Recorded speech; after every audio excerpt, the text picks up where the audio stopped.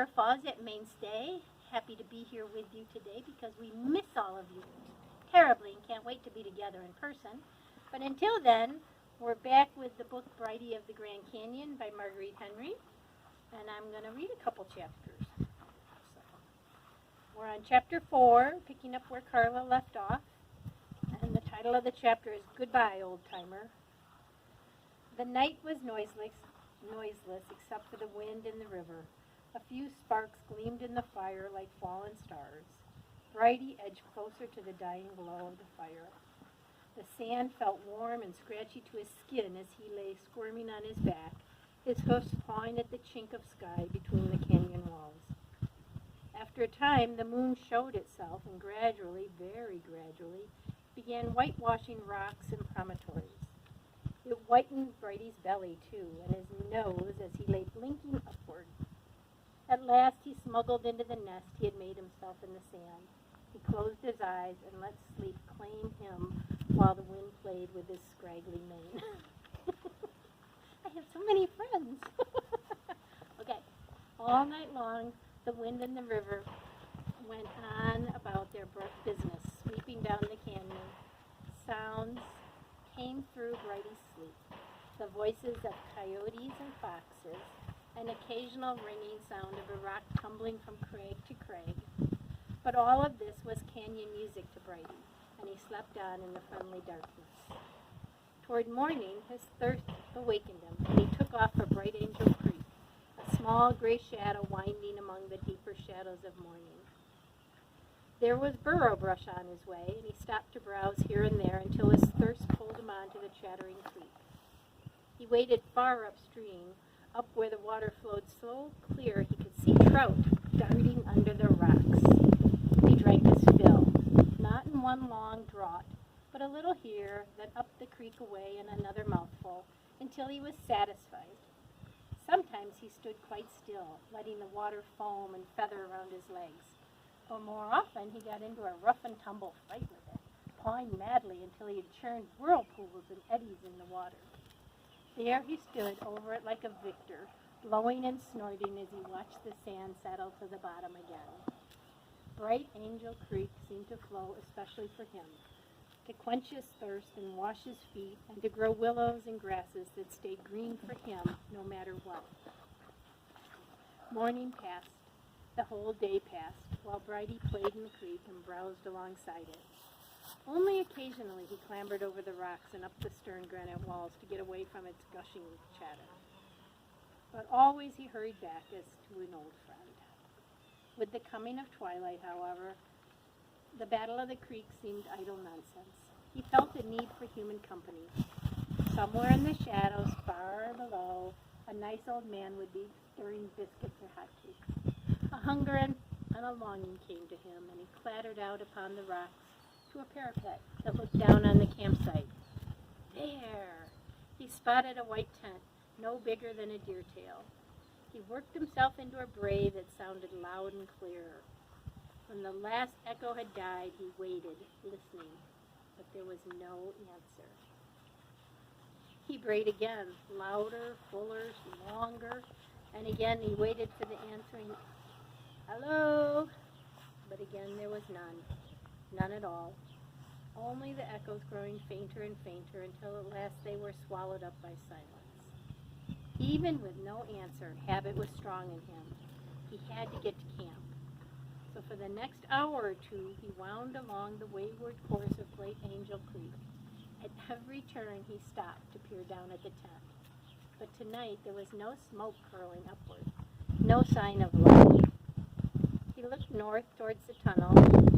He was close enough now to see the ladder climbing the vertical wall. It, too, was empty. Old Timer was neither going up nor coming down. As Brighty reached the rift of sand on which the tent stood, his feet slowed and then stopped altogether. Muffled voices were coming from inside, and before he could sift them apart, the lion smell of Uncle Jimmy Owen filled his nostrils. "How do you like that?" a strange voice called. "Consarn it all, Jim. Only once in a coon's age me and you has fishing spree, and what happens? Old Timer's gone." He's sure gone, Sheriff, and there's something mighty wrong here. Old Timer would never leave his camp like this, and his watch still hanging here. If he'd gone off to Flagstaff, he would have taken it along and tidied the place. It ain't like him to leave in a hurry. Uncle Jim's voice sharpened. Something's happened to him, sure as shooting. You mean he's killed, perhaps, right under my nose? Brighty pushed the tent flap aside, only to face the muzzle of a gun. Sheriff! Uncle Jim's voice was a command. Save your lead! It's only Bright Angel. You remember him. And the next thing Brighty knew, a slight figure had darted around the sheriff, and a pair of friendly hands were fondling his ears. Uncle Jimmy Owen was a small-sized man, built wiry. He had sandy hair and a sandy mustache, and mild gray eyes that now looked full into Brighty's, as if he expected them to tell him something. But all he saw was his own face, mirrored in the black pupils.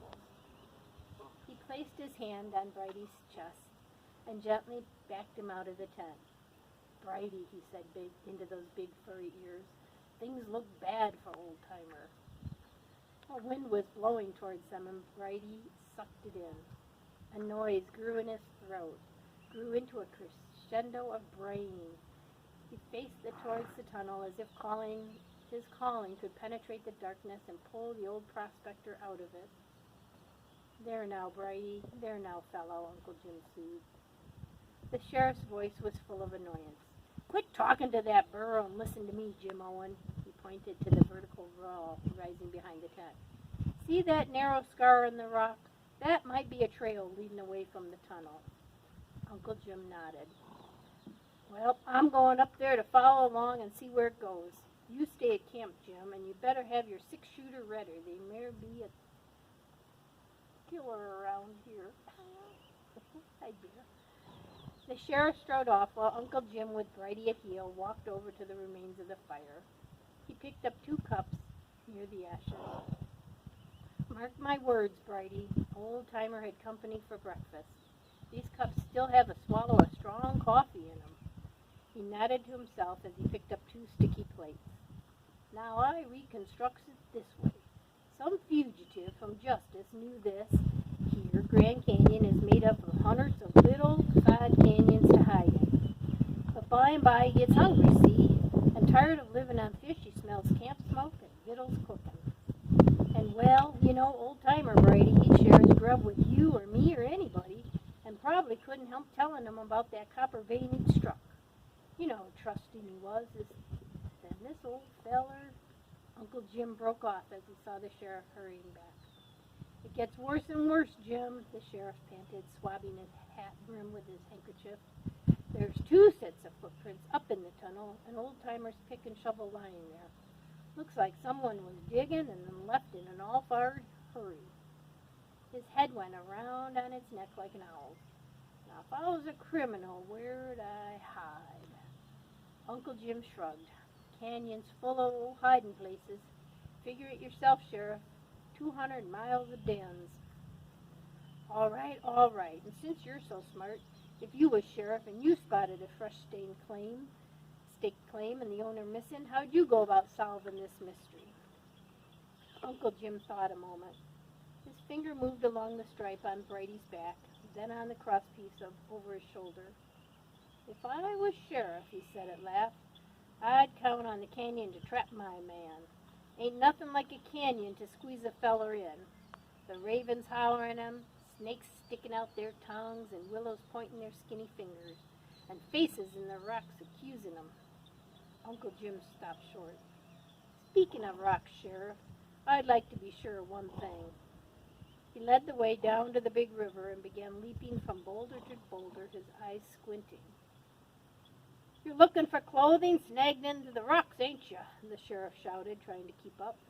Yep, I already done that, said the sheriff. Hey, look yonder. And the sheriff followed Uncle Jim's finger to Brighty, standing on shore, shaking something black between his teeth. As he came towards them, the man saw that the black thing was a hat. Brighty was snaking it along, playing with it, and suddenly a blue jay's feather loosened from the hatband and fell to the sand. Uncle Jim bent down and picked up the feather.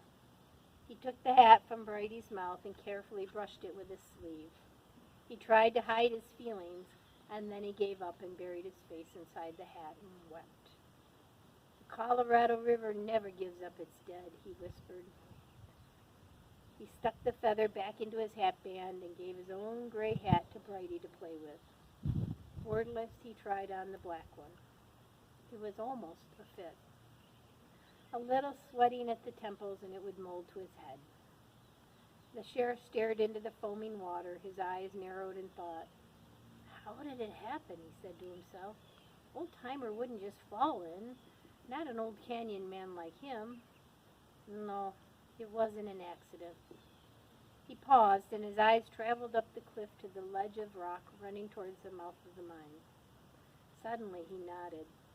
I see it plain as day. Somebody must have pushed him into the river. Uncle Jim wiped his eyes, said, Goodbye, old-timer. He touched the hat brim in salute. And don't you worry none about Brighty. Then his face changed. A look of steel came into his eyes and his jaws clenched. Before we die, he said, sucking in at a whirlpool, Brighty and me will find your killer and even the score. The wind picked up his words and scattered them over the river while the men and the burro walked towards camp. As soon as Uncle Jim entered the camp, he knew the killer was still in the canyon. Old-timer's watch was gone.